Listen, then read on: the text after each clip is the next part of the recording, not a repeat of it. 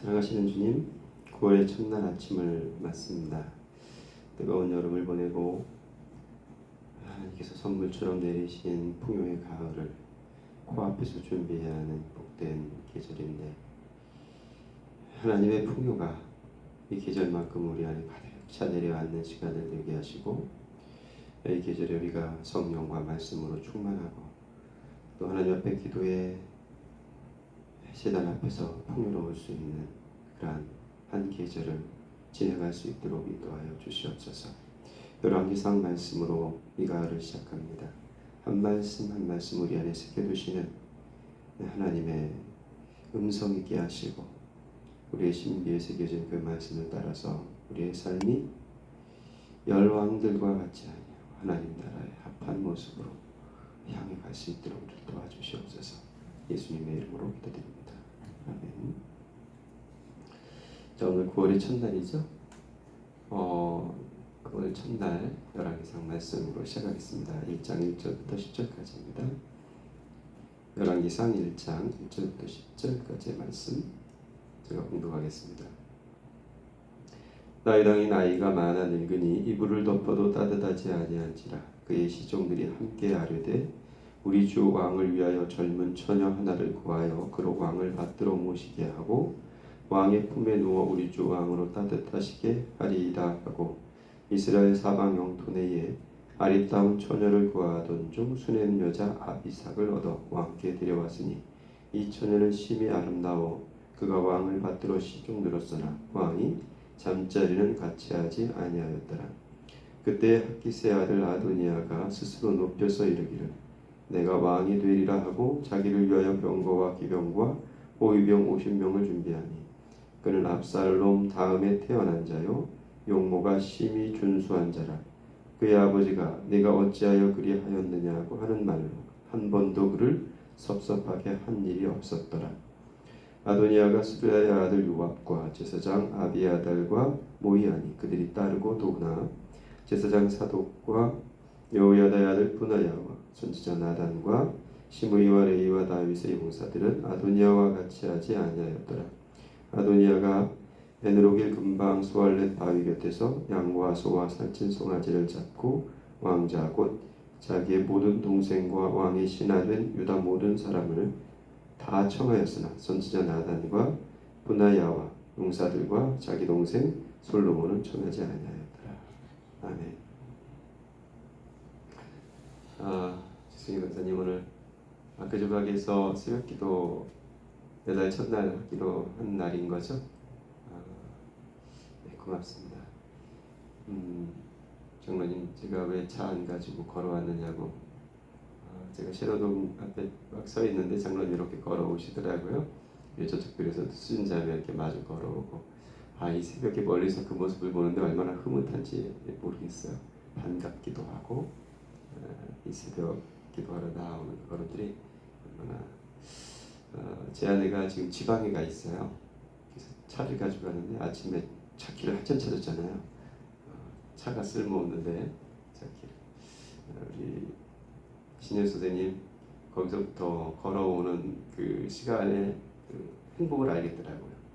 천천히 걸어오면서 또 다른 묵상의 시간도 되고. 자, 열왕기상입니다. 사무엘상은 이제 사울이 세워지고 다윗의 목동 이야기 이런 것들이 시작되다가 사무엘하는 다 다윗의 이야기죠. 원래 이스라엘 성경에는 이게 다 하나예요. 사무엘상에서부터 사무엘하, 열왕기상, 열왕기하가 다 하나에서 왕 1, 왕 2, 왕 3, 왕 4 이렇게 왕의 이야기들이 이렇게 쭉 이어지는 거죠. 네, 열왕기상은 이제 다윗이 나이 들어 쇠퇴하고 그의 아들 솔로몬이 등극하면서 그 솔로몬 이야기가 아주 가득 차 있습니다. 이제 다윗 왕의 나이가 많아 늙었다 그래요. 그래서 이불을 덮어도 따뜻하지 않는다. 연세가 들면 그러죠. 저희 어머님도 늘 두꺼운 이불 덮고 주무셨고, 또 여름에도 이렇게 그 전기장판 해서 주무시고 그러시더라고요. 덥지 않느냐 그러면 뭐가 더워 그러시면서 몸이 차서 이제 그러셨던 것 같습니다. 그래서 시종들이 몸이 너무 차니 소위 동녀죠. 젊은 여인 하나를 이렇게 잠자리에 같이 동침할 수 있도록 아비삭이잖아요. 수냄 여인 아비삭을 거기다 이제 같이 몸을 데울 수 있도록 하죠. 그런데 같이 그렇게 몸을 데우는 그러한 역할을 하지만 다윗이 그 여인을 전혀 건들지 않았더라. 이 이야기가 이제 오늘 본문의 서두입니다.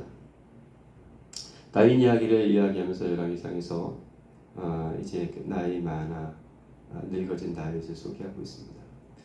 나이가 많다는 것, 나이가 많아진다는 건 늙음이라는 것은 어때요?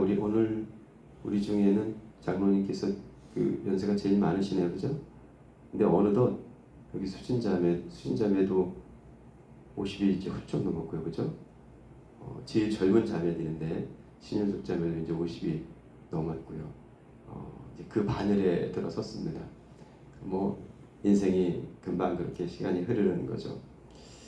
나이가 든다는 것이 안 좋은 일들이 참 많아지죠. 안 좋은 일의 대표적인 게 뭐예요? 몸이 아파요. 건강하지 않아요. 여기저기 뭐 이건 어쩔 수가 없는 거죠.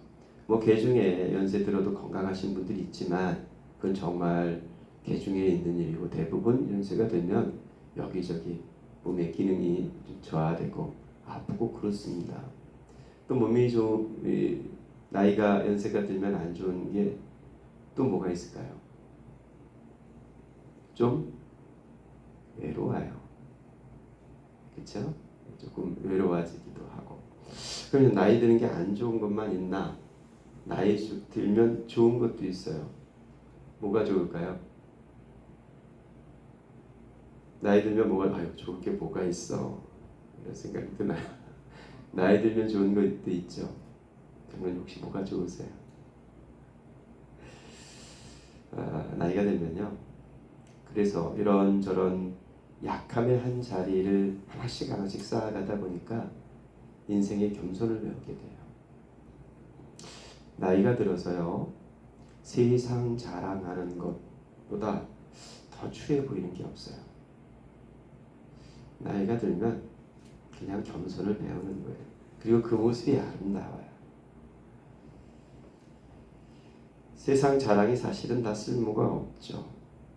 백발이 영광이 되려면, 나이 들면 영광이 되려면 세상 자랑이 아니라 실은 하늘 자랑이 가득해야 돼요. 그러면 참 귀해 보여. 저는 정말 하늘 아래 깃들어 계시네 하고 귀해 보이고 복돼 보이고 그렇죠. 다윗이 어떤 다윗이었습니까? 젊을 때 그 욕정을 다 추스리지 못해서 잠덜 깬 눈으로 바라본 건너편 집 바세바가 그렇게 활활 타오르는 사랑이 되었던 남자 아닙니까? 그런데 여기 오늘 등장한 다윗은 그렇게 아름다운 아비스를 넣어 주어도 손끝 하나 건드릴 수 없었던 다윗이 돼요. 우리가 다 그 자리에 서게 되는 것이죠. 온갖 자랑이 다 쓸모없는 한 자리, 그냥 하나님 앞에서의 겸손 하나를 따먹으라고 우리 인생을 두신 것 아닙니까? 그러고 보면 사실은 따지자면 젊었을 때의 모든 자랑도 실은 다 쓸모가 없습니다. 그런데 여기 다윗의 쇠약해가는 모습과 달리 아도니아의 흥황해가는 모습을 보게 됩니다. 아도니아가 누굽니까? 다윗의 아들입니다. 그런데 영모를 꾸미죠. 아도니아는 아직 창창하게 젊은 사람입니다. 다윗과 달리. 그러니까 아직 창창하게 젊은 이 아도니아는 젊을 뿐만 아니라 아주 잘났어요. 잘생겼다고 오늘 소개하고 있죠. 잘생겼다. 제가 이쁘죠?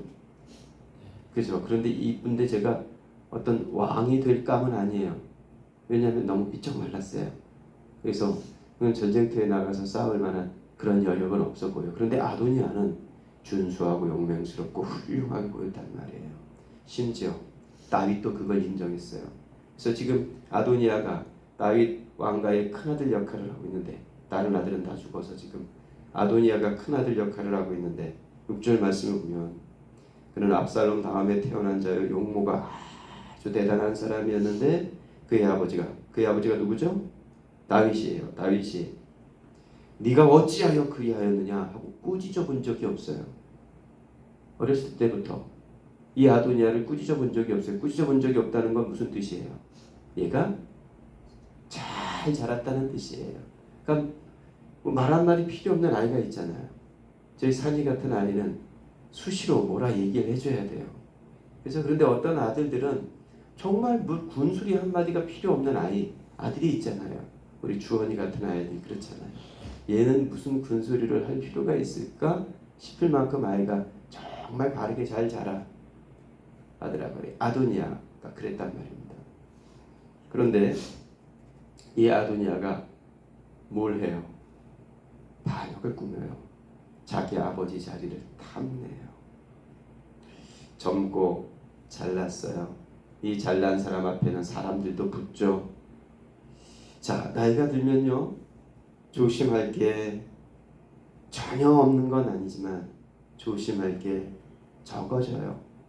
그죠? 지혜도 생기고 그럴 만한 사안도 많지 않고. 그런데 젊었을 때는요, 조심할 게 많아도 너무 많아요. 젊으니까, 잘났으니까, 사람들도 붙으니까. 그래서 실수가 생기기 쉬운 거죠. 그 실수를 그동안 그렇게 잘 자랐던 아도니아가 한 방에 그 실수를, 그러니까 그 자기의 잘남을 기회로 삼아서 실수를 만듭니다. 힘있고 정신 말짱하고 사람들이 붙으니까 내 주먹 믿고 살아도 될 수 있을 것 같은 거예요. 그래서 자기가 왕 되겠다고 나섭니다. 자, 이스라엘의 왕은 소위 누가 점지를 해주나요? 하나님께서 점지를 해주시는 거예요. 그런데 하나님께서 점지하시기 전에 자기가 스스로를 점지해서 이 나라의 왕은 나밖에 없다고 나서는 이 젊음이 아도니아에게 있었습니다.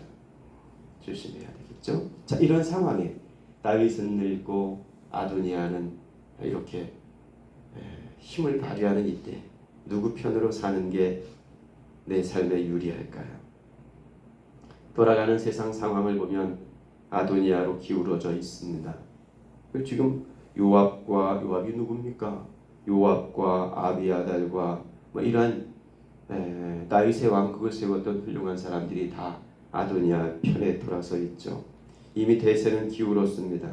그러면 기우는 쪽으로 같이 기울어야 살아가는데 별 탈이 없어요. 그죠? 그런데 사독과 분하야와 나단과 다윗의 용사들은 그 기울어가는 편으로 기울지 않고 저 기울어가는 편 반대편에 서서 여기 이 한때를 지내고 있습니다. 누구의 편에 서 있는 걸까요? 지금 여기 이 사독과 분하야와 나단과 다윗의 용사들은 흥왕에 가는 힘있어 보이는 신흥 같아 보이는 아도니아의 편이 아니면 이제 다리 뻗고 눕기 어려울 것 같은 이 형국에 저 나이든 다윗의 편에 여전히 서 있는 몇몇 사람들의 이야기를 우리가 읽습니다. 실은 그들이 누구의 편? 아도니아의 편인가, 솔로몬의 편인가, 다윗의 편인가, 이런 것을 따지려는 것이 아니겠죠. 어떤 사람들은 끝내 그들의 인생에 하나님 편이 되기 위하여 자기의 인생을 작정하는 사람들이 있습니다. 시류를 보고 상황에 따라서 내 편을 바꾸지 않는 어떤 사람들이 있는 겁니다. 끝내 하나님의 편에 서서 하나님의 나라를 이루기 위하여 내 한 생애를 들여가는 어떤 사람들이 있는 겁니다. 나이가 들든 내가 아직 젊든 상관없이 내가 어느 편에 섰느냐 하는 것이 내 인생의 한 지표여야 하고, 이 왕들의 이야기는 그 어느 한 편으로 우리를 인도하는 지혜를 우리에게 드러내 줄 겁니다. 오늘도 어느 한 사람의 편이 아니라 여호와의 편에서 이 하루를 펼쳐갈 수 있는 우리 모두가 될 수 있기를 축복합니다. 기도하겠습니다. 하나님, 어느 쪽이 하나님 편일까? 하나님 편에 서고 싶은데 무엇이 하나님의 뜻일까? 이게 아리송하지 않도록 우리가 주님 품 안에 있게 하시고 주님 우리 안에 깃들어 주옵소서. 그리하여 이 새벽 우리가 기도하는 것도 너희가 내 안에 거하고 내 말이 너희 안에 거하면 무엇이든지 구하라 그리하면 이루리라 하신 말씀이 우리에게 응하는 기도의 자리가 되게 하여 주옵소서. 하나님 편이 되어 하늘만 바라보는 고난의 자리가 있습니다. 그 고난의 자리를 살펴가는 우리 교회의 여러 지체들을 주님 긍휼히 여겨주시고 하나님께서 힘이 되어주시고 능력이 되어주시고 대답이 되어주시고 치료자가 되어주시옵소서. 예수님의 이름으로 기도드립니다. 아멘. 자, 자유롭게 기도하시고 들어가시기 바랍니다.